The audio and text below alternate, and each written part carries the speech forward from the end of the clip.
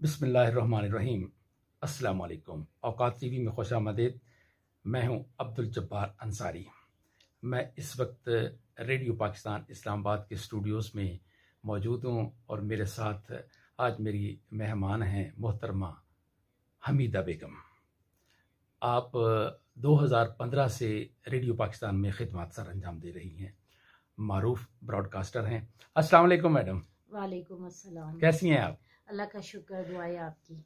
ये बताइए कि रेडियो में कैसे आना हुआ?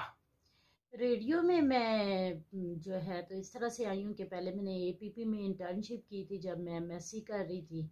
तो फिर वहाँ पे मेरे एक अच्छे जानने वाले थे, उन्होंने कहा कि आप रेडियो में क्यों नहीं आती। इससे पहले मैं शिफा इंटरनेशनल हॉस्पिटल में as a admission coordinator work कर चुकी थी और वहाँ पे काफ़ी रिकवरी वगैरह होती थी और बातचीत होती थी, पब्लिक डीलिंग होती थी। तो काफ़ी लोग जो मेरे सर वगैरह थे वो मुझे यही कहते थे कि आपकी आवाज़ बहुत अच्छी है।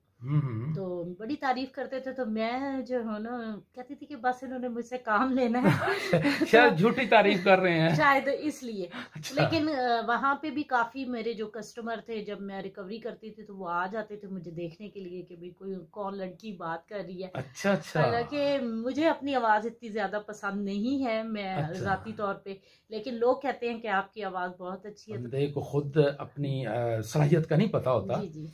तो ऐसा मेरे साथ भी ऐसा ही हुआ कि मैं ये 1997 की बात है। मैं एक न्यूज़ एजेंसी है NNI, उसमें बैठा हुआ था।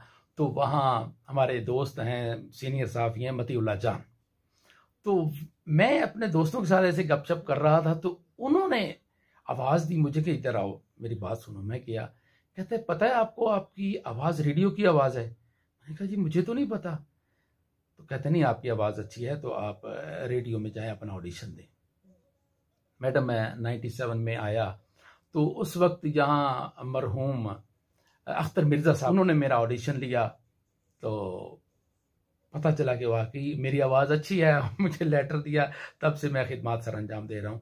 मैडम ये बताइए कि सबसे पहले आपने अनाउंसमेंट की थी या डायरेक्ट आप कंपेयरिंग में आ गई? जी, जब मेरा ऑडिशन हुआ था तो सबसे पहले मैं लकीली जो हालाते हाजरा का जो आपका स्टूडियो है वहाँ से मैंने इंटरव्यू किया, मतलब कि ऑडिशन दिया, लेकिन वहाँ से मेरा पास नहीं हो सका। वहीं पे एक मेहरबान अंकल थे, अल्लाह उन्हें जन्नत नसीब करे, वो अब इस वक्त इस दुनिया में मौजूद नहीं है। तो उन्होंने कहा बेटा, चिश्ती साहब, पूरा नाम तो मुझे नहीं पता। अच्छा। लेकिन उन्होंने कहा कि आपका मैं ऑडिशन करवा देता हूँ। और फिर बस यही 5-7 दिन लगे और मेरा उन्होंने ऑडिशन करवा दिया और मैं बड़ी खुश हुई।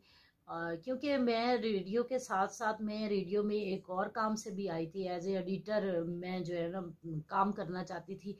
वहां पे भी मैंने शोभा न्यूज में। जी जी। अच्छा। शोभा न्यूज में ट्रांसलेटर के तौर पे। जी जी। अच्छा। लेकिन वहां पे मेरा नहीं हो सका किसी वजह से। आपने किस चीज में मास्टर किया है? जी मैंने मास मीडिया में किया। कहाँ से? ओपन यूनिवर्सिटी से। अच्छा। तो मैडम जब आपने पहला प्रोग्राम किया तो कैसा लगा? वो हिचकिचाहट या घबराहट तो नहीं हुई थी जब मैंने पहला प्रोग्राम फर्स्ट टाइम माइक पे जब आई? जी बिल्कुल।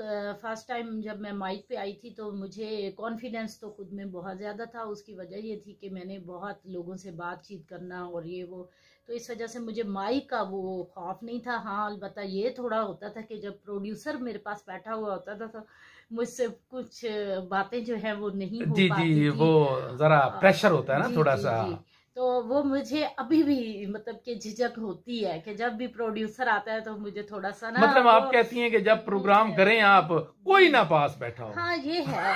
लेकिन आजादी से प्रोग्राम करें। जी बिल्कुल। और प्रोड्यूसर का भी होता है कि वो आपकी मिस्टेक निकालता है, आपको बताता है बहुत सारी जी, रहनुमाई करता है, प्रोग्राम तैयार करता है हमारे लिए। जब आप इस तरह की, अभी तो आपको आदत सी हो जाती है एक दूसरे की भी, एक दूसरे से बात सुनने की भी। जी, जी, जी, और जब शुरू में आते हैं तो आपके लोगों के साथ अंडरस्टैंडिंग भी डेवलप नहीं होती। तो लोग कुछ कभी क्या कह रहे होते हैं, कभी क्या कह रहे होते हैं, ज़ाहिर है इस सिस्टम को समझना भी होता है। जी, जी, तो आपको बहुत सारी कंफ्यूजन होती है। लेकिन सबसे अच्छी बात ये थी कि माइक से जो मैं इंट्रोड्यूस थी वो शुरू दिन से थी। जैसे मैंने शिफा से बताया कि माइक में इस्तेमाल करती रहती थी, बहुत सारी हमारी जो है पेजिंग सिस्टम होता था।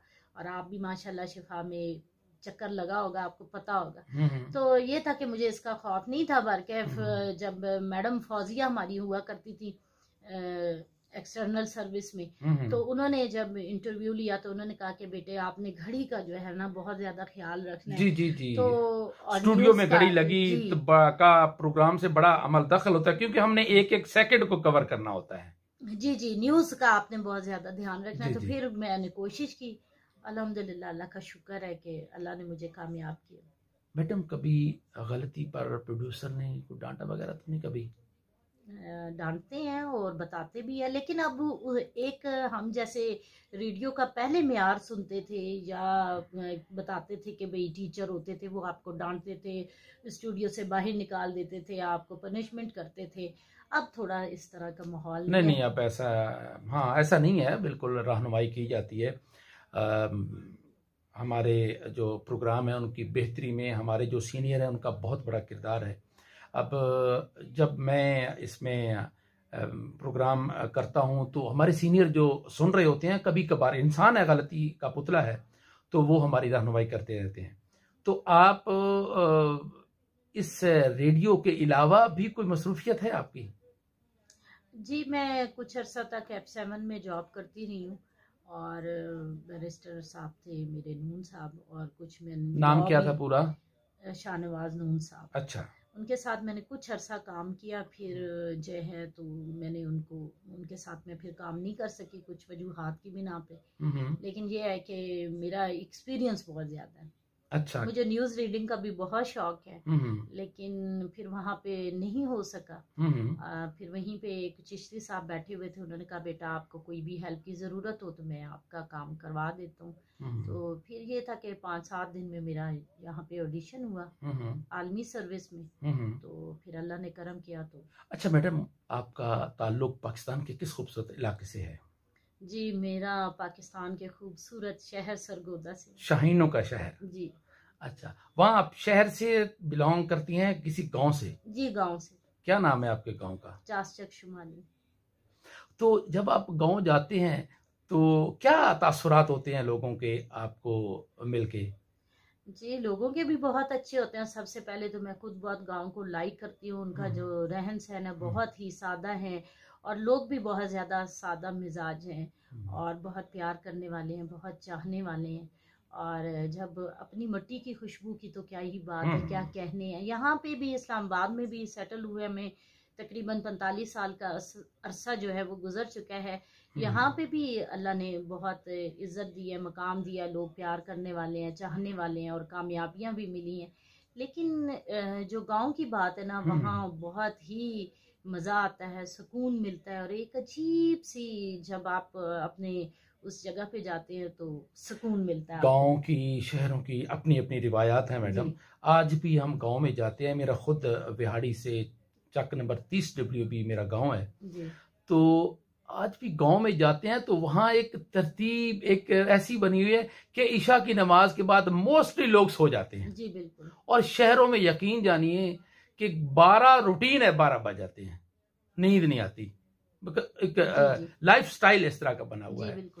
तो मैडम जब आप गांव जाती हैं तो लोग भी कुछ सवालात भी आपसे करते होंगे कि वहाँ रेडियो में कैसे काम करती हैं, कोई इस तरह का कभी हुआ है, वाकया पेश आया कभी?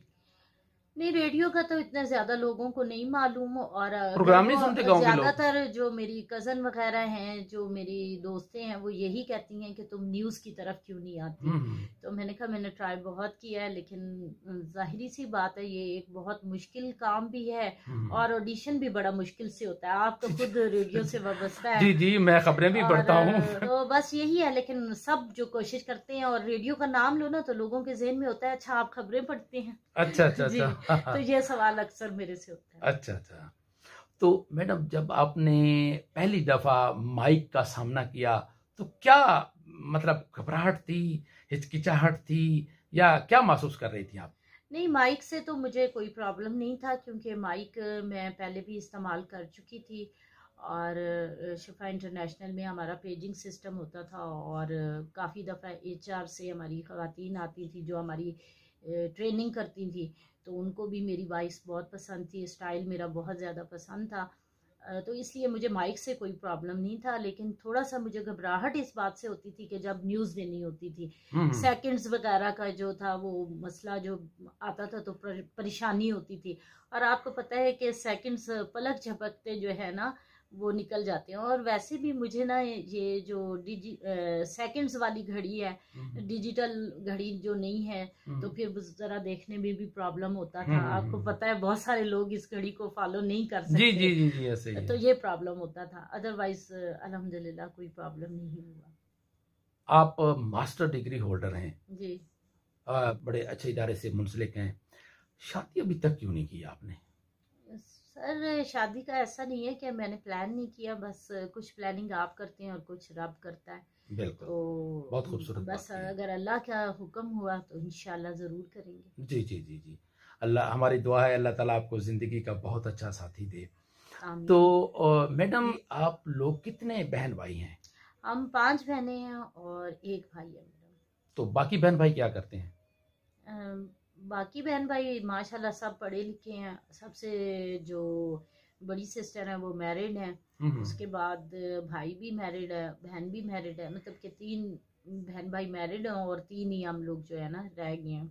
बड़ी बहन मेरी सेनेट में होती है, भाई मेरा अपना प्रॉपर्टी का काम करता है, और छोटी बहन भी जॉब करती है, पैमरा में होती है, अभी इंटर्नशिप कर रही है। अच्छा मैडम, ये बताइए कि कभी कभार कौन सी ऐसी बात है जो ऐसे आपको याद आती हो, फिर आप हंस पड़ती हो आपे में, मतलब जैसे खुद कलामी कहते हैं ना बंदा, ऐसा कभी हुआ है?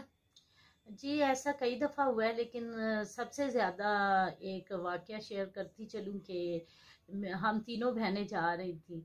तो बड़ी शरारती सी बात है और शरारत वाली बात है कि हम तीनों बहनें जा रही थी और सब ना 1 बाय 1 जैसे जैसे हमारे हाइट थी इस तरह से चल रही थी। अच्छा। तो सबसे छोटी बहन जो हमारी थी वो ना गिर गई, और जैसे ही गिरी तो पास ही लड़के खड़े हुए थे, तो उन्होंने शरारत से कहा, ओहो छोटी डबरोटी गिर गई। तो वो मुझे अभी भी बड़ा याद आता है। अभी भी कभी इस तरह से सिचुएशन क्रिएट हो तो जी, मुझे ना फौरन वो वाकया ज़हन में फौरन वाकया याद आता है। और मैं ये सोचती हूँ कि उनकी जहानत की भी दाद देती हूँ कि फौरन से देखो कितनी प्यारी उन्होंने खूबसूरती से बात की। और जब उन्होंने कहा कि वो छोटी डबरोटी गिर गई तो हमने पीछे मुड़ के देखा, हमारी बहन गिरी हुई थी। अच्छा। तो ये जो था ना वाकया मुझे अभी भी बड़ा याद आता है। और जी ख़वातीन हज़रात, मैडम की गुफ्तगू आपने सुनी, हल्की फुल्की हमारी बातचीत, उम्मीद है आपको पसंद आई होगी। जिन्होंने अभी तक औकात टीवी को सब्सक्राइब नहीं किया वो इसको सब्सक्राइब करें, हमारे चैनल को लाइक करें और शेयर करें। हाँ, कमेंट करना ना भूलें। आप कमेंट करें और इस इंटरव्यू के हवाले से मैडम आपके कमेंट्स का जवाब भी देगी। इसके साथ ही मेरी मुअज़्ज़ज़ मेहमान मोहतरमा हमीदा बेगम और अपने मेज़बान अब्दुल जब्बार अंसारी को इजाज़त दीजिए। अल्लाह निगहबान।